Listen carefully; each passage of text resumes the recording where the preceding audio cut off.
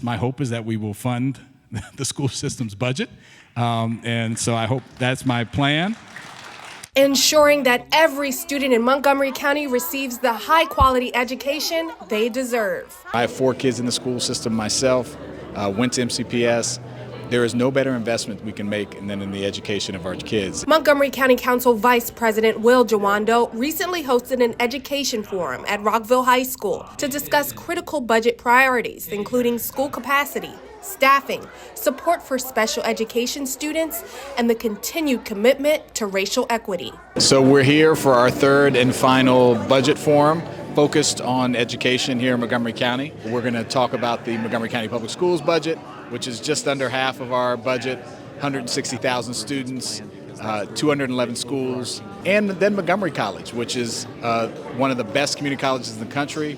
So many of our students go there so they can get into the workforce right away, get a great education. So we're here to talk about why that's so important and what's in those budgets, and then allow people to ask questions about the challenges, opportunities we face, things that people think we need to do better or differently or more. And these are really helpful as you know, we're heading into the budget process now. Recent federal cuts at the Department of Education have led to serious threats towards public education across the nation, raising concerns about the ripple effects these cuts could possibly have on local schools. We found out that we're getting almost $300 million less as a state from the federal government from COVID relief money that helped us in our schools.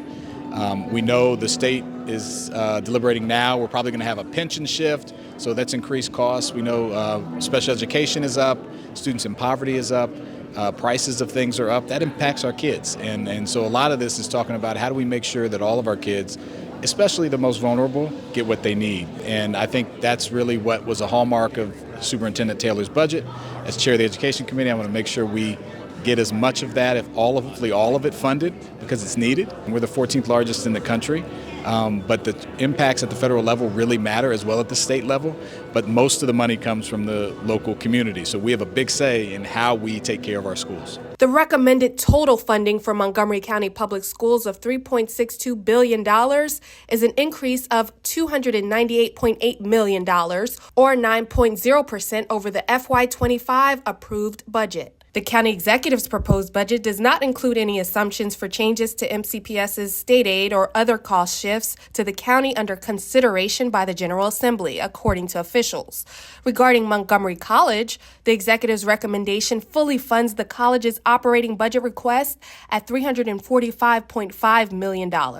And the recommended budget anticipates no tuition and fee increases for Montgomery College. MCPS's Superintendent Dr. Thomas Taylor and Montgomery College President Dr. Jermaine Williams also provided key remarks during the event. We're here to help share some information about the budget process and to help answer some questions that the community may have to give their feedback to council members about their funding priorities. We're serving more than 45,000 students. We are Maryland's largest community colleges.